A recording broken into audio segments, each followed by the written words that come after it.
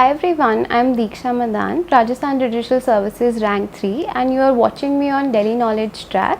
I will now be sharing detailed guidelines on how to go about preparation for mains and pre.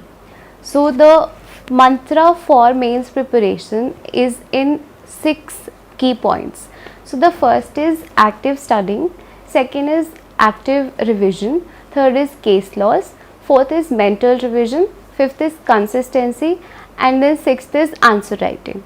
So I'll be elaborating on each of these points one by one, which can help you in your mains preparation. So the first is active studying, by which I mean is when you start studying a topic, you should not only study it passively by reading the textbooks, rather you should understand the concept behind it and then you should try to engage actively in the topic.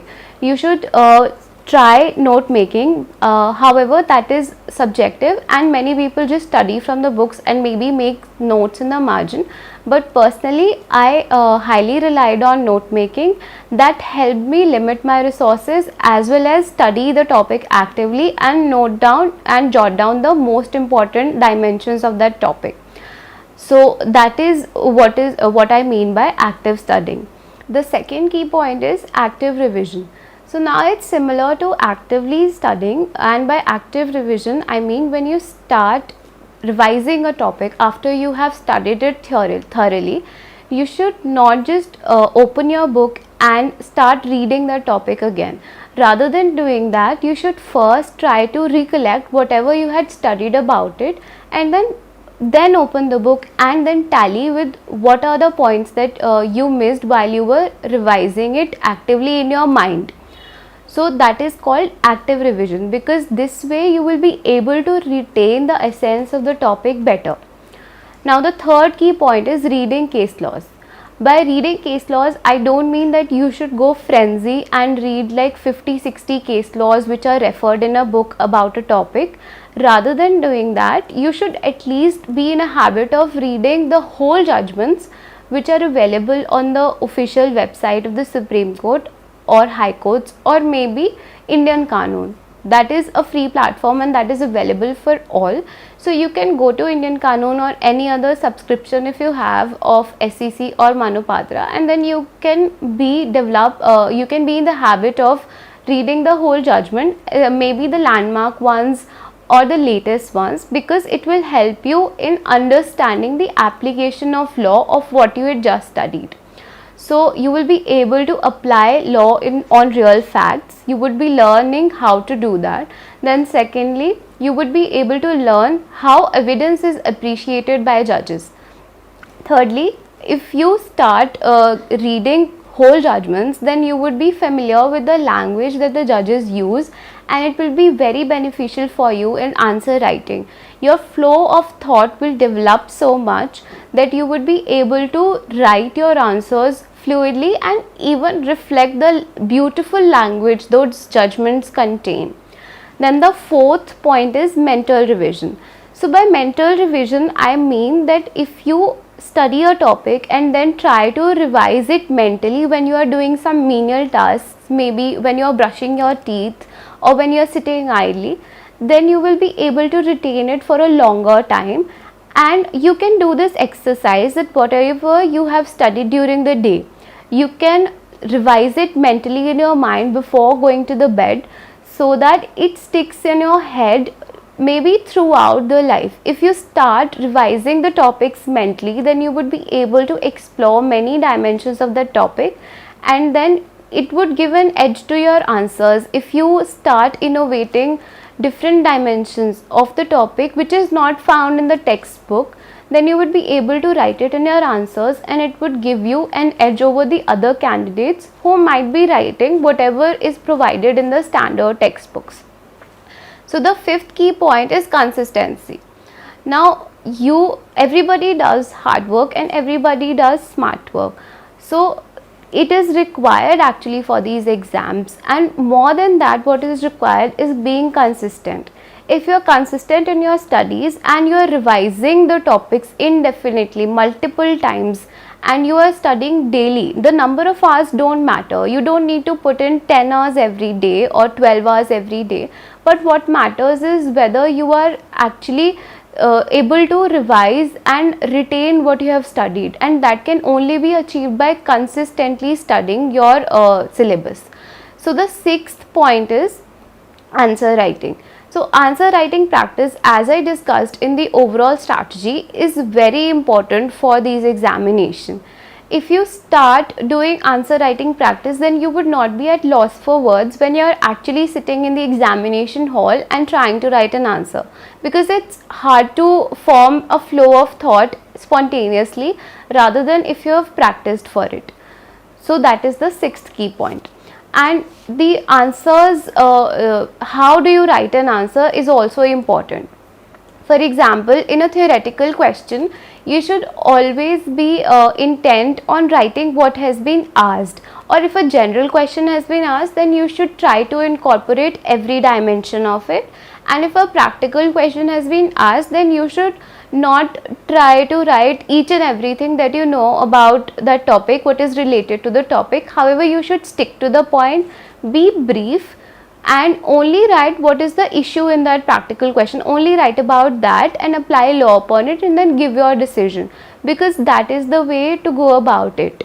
And that is, again, the brevity is a lot, it matters a lot in these examinations, because these examinations are lengthy and there is a lack of time to complete the exam on there's a lack of time to complete the exam.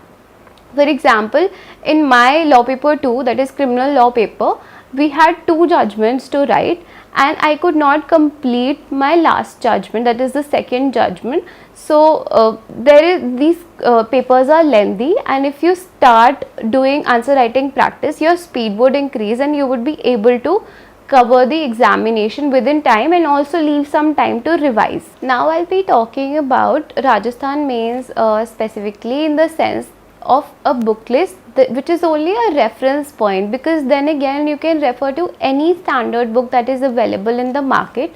However, I will again like to stress on this point that refer to limited resources and rather focus on indefinitely revising those sources, because it will help you in your retention powers. So book list, for example, for the criminal law paper, the law paper 2, there are subjects like IPC and CRPC. For these, there are standard books in the market. For example, IPC you can refer KD Gaur, and then CRPC you can refer Kelkar. These are the major subjects. And then for minor subjects like Juvenile Justice Act, Negotiable Instruments Act, Probation of Offenders Act, for these acts, the minor acts, you can refer to only the Bare Act reading and focus on retaining the key terms of the Bare Act, understanding the essence behind these laws, why were these laws enacted, and focusing on the latest case laws or any landmark case laws if there are available on these subjects. So book list can be only a referential point, like these books can only be referential points for you. You can refer to any standard textbook. For law paper 1, for example, civil law paper, you can refer to CPC. In CPC you can refer to Takwani, and limitation also Takwani covers. For contract and specific relief act, you can refer to Dr. Avtar Singh's book, and for evidence act, which is a part of the criminal law too, you can refer to Batok Lal's book. And then for transfer of property act, you can refer to Poonam Pradhan's book. For constitution, you can refer to D.D. Basu or any standard book that you like. The most important part is reading case laws and understanding the concept behind the law, and it is more important than reading 5-6 books. Now essay papers also form an important part of Rajasthan Judicial Services examination or any other judicial services examination. Therefore, you should focus on preparing for essay writing as well when you are preparing for law subjects. Especially in Rajasthan, cross medium essays should be prepared very well, because English medium students find it tougher to write Hindi essays.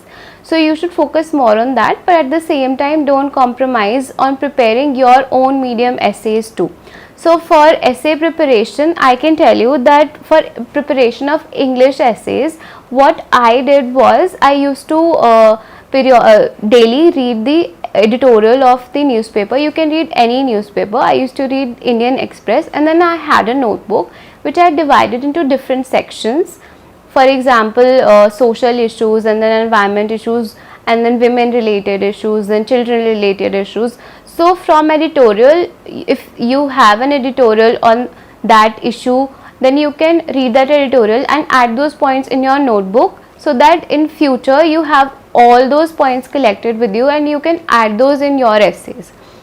Then secondly, I had purchased a book by Arihant. It has a collection of essays. You can purchase any book that has essays in it, and then you can use it not for actually copy pasting the essays in your exams, rather than collecting the topics and seeing the kind of topics that there are. You can also do that exercise by referring to the previous year papers to analyze what kind of topics are asked in these kind of examination, and then you can prepare points on those topics by referring to editorials and Google. So be innovative in writing your essays. Don't simply copy paste an essay from a book or any other source. Make your own points and try writing holistic essays. For example, include every dimension of the topic in your essay. If you are writing essay on any topic, you should write the political dimension of it, the social dimension of it, the historical dimension of it, the implications of it in the current society, pros and cons of the topic if that is relevant. So your essay should be holistic and not any one point centric. And for Hindi essays, what you can do is, there is this book by Raghav Prakashan which covers Rajasthan centric essays especially, so you can purchase that and refer to that. However, I personally found it a bit tough, so what I did was refer to state board books of Rajasthan of 11th and 12th, because Rajasthan also asks Rajasthan centric essays. For example, culture of Rajasthan or any monuments of Rajasthan, all that thing. So you can find it in the state board books of Rajasthan, and it's very interesting to read also, and it's easier to understand and retain. And then other than that, you can read Hindi newspaper editorials, because it will lead to your fluency and the level of comfortability with the language.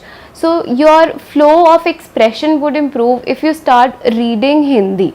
So you can do that for Hindi essay preparation, and merely by preparing for essays and collecting points, your essay writing skills would not improve unless and until you practice writing essays, and especially timed essays.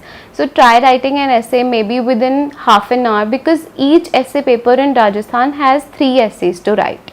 So that's all about for essay preparation. And other than that, for Hindi essays, you can also do to improve your legal Hindi. You can purchase Diglot Barracks, because they are bilingual. English is translated into Hindi.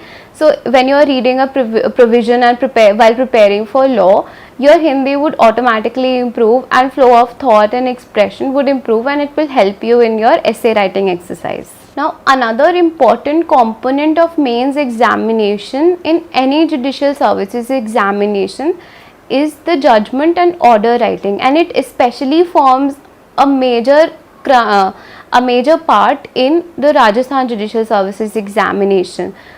So you should always focus on preparing for judgment writing, order writing and charge framing, because these form a part of the syllabus for Rajasthan Judicial Services examination. So for judgment writing and charge writing preparation, the first thing you should do is again reading case laws. So reading case laws, the habit of reading case laws would help you to improve your application of law on a given set of facts, which is required in judgment writing. And if your concepts are clear in substantive law, which would get clear obviously while you're preparing for the examination, it would help you in writing judgments. And other than that, you can purchase a book by Robinjeet and Arjinder. I had referred to that book for preparing for judgment and charge framing. So it will help you in solving. There are solved and unsolved questions in that book, as well as many concepts have been explained how to go about writing judgments, and the format also is there. So it will help you in the format of judgment writing and charge framing, as well as there are marks for writing the correct format also. And then thirdly, for civil order writing, you can refer to any order from the internet. You can Google like how to write an order on temporary injunction application, or how to write an order if a suit has been maybe an order of ex parte has been passed against the defendants. So how to set aside that ex parte order. So there was this question in our civil law exam on this. So you can write this for, you can look for the format online of how to write an order in a civil law paper, and other than that you can buy a course online how to do order writing, or if it is provided in your coaching, then well and good. So the main point on order writing and judgment writing or charge framing is that you should be aware of the format of it, and then the substantive part, that is the reasoning part, how to write the final judgment or order. It would obviously come from your own understanding if you know the substantive law well. For example, in an order writing on ex parte order, you have to analyze from the facts. You have to first know that what you need to prove in such an application. You need to see if the defendant has proved sufficient ground for non-appearance. So you have to see from the facts and then write a reasoned order on that point, whether the defendant has proved it. So that would be enough. That is, if you know, you have a sound knowledge of the tests which are required for that passing of that particular order, you would be able to write it really well. And then similarly, for example, for an order on a temporary injunction application, you know that there are threefold tests for it. That is, whether there is a prima facie case, or whether the party who is asking for a temporary injunction would suffer irreparable loss, and whether it can be compensated for in costs or not. So this balance of convenience test, you know, it is required. So you have to see whether these criterions are being met in that particular set of facts, and you can write a reasoned order in that aspect. I would like to include another most important tip for writing answers is that you should include the key terms of the Bare Act while writing answers. And then also you should focus on interlinking between various laws and write innovative answers, and not just merely copy paste whatever is written in the standard textbooks. And as I had already mentioned before, be brief and to the point. The examiners in these type of examinations are not looking for lengthy answers which have no starting and end point and no structure. So structure your answer, be brief and include key terms, be innovative and be original.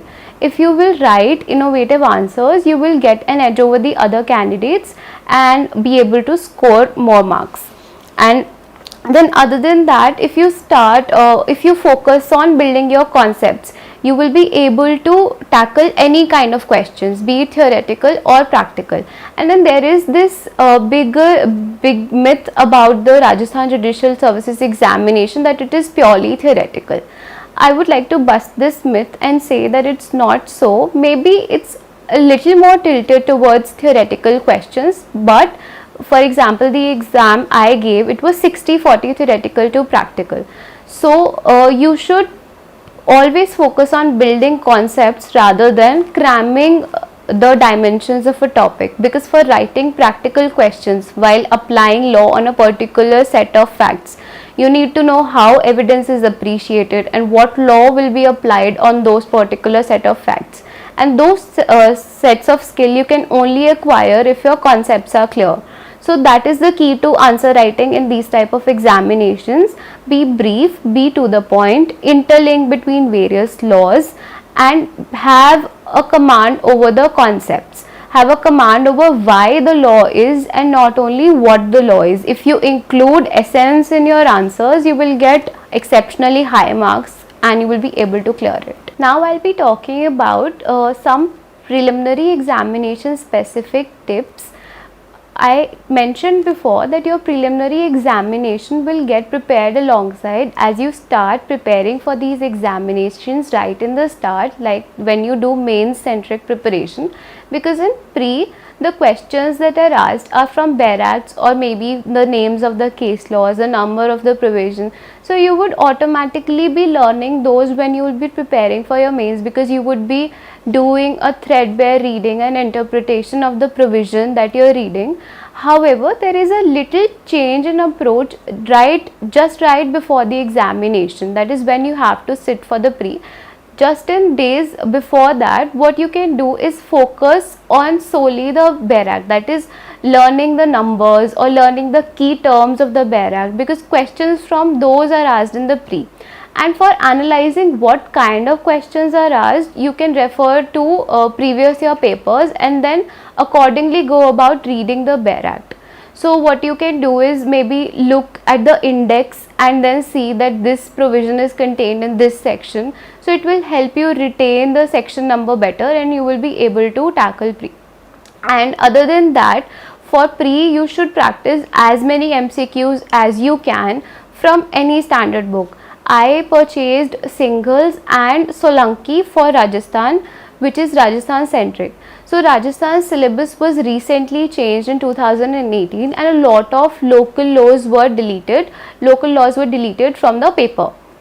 So there was no point referring to the preliminary examination of previous years. So rather than that, Solanki is a guide which contains previous year questions also, which were that is the syllabus which was similar in the previous examinations and the new syllabus, as well as it has several other MCQs also from that topic. So it may help you in doing the preparation for Rajasthan pre. And then other than that, for pre you should be able to remember the names of landmark cases. For example, Navtej Singh Johar or Joseph Shine, the recent landmark cases that are coming, because those are frequently asked in the preliminary examination. As well as apart from that, you should also focus on the latest cases that are coming in every subject and especially minor subject. For example, in the Negotiable Instrument Act, there are many recent case laws coming due to the recent amendment that has happened. Section 143A and 148 have been added, which talk about the interim compensation in the cases of check bouncing. So it will be really beneficial for you if you keep a track on the Live Law app or any other app, for example Bar and Bench, and have an eye for the latest case laws that are coming. Keep noting them down in your notebook and revise it before the pre, so that you are able to tackle those questions. And then always don't ignore the language part, because it comprises of a big chunk of the examination. There are 30 marks in 15 divided in 15 for English grammar as well as Hindi grammar in the pre in Rajasthan. So for English grammar, you can refer to any book, maybe your high school English grammar book or Wren and Martin. It has all the grammar concepts. And for practicing, you can buy R.S. Agarwal. So I did not specifically prepare for English grammar because I needed more preparation in Hindi grammar. So I focused on that. For preparation of Hindi grammar, I had bought a book by Raghav Prakashan. So you can check the syllabus in the official notification of Rajasthan and accordingly prepare Hindi grammar from that book. It contains sandhi and all the idioms and everything, proverbs and all. So never ignore the language part, as it will, even 1 mark matters a lot in preliminary examination. And if the cutoff is 60 and you secure 59 because maybe you ignored one section of the paper, then it is really heartbreaking. So always focus on language along with law part for pre. So these are all the tips and guidance which is required for the preparation of mains as well as preliminary examination, and these can be helpful in not just Rajasthan Judicial Services examination but in all other judicial services examination that happen in the country, since the pattern for all is almost similar and there is just few changes here and there in the types of questions that are asked and a few changes in the syllabus due to the presence of local laws of each state. So thank you for watching.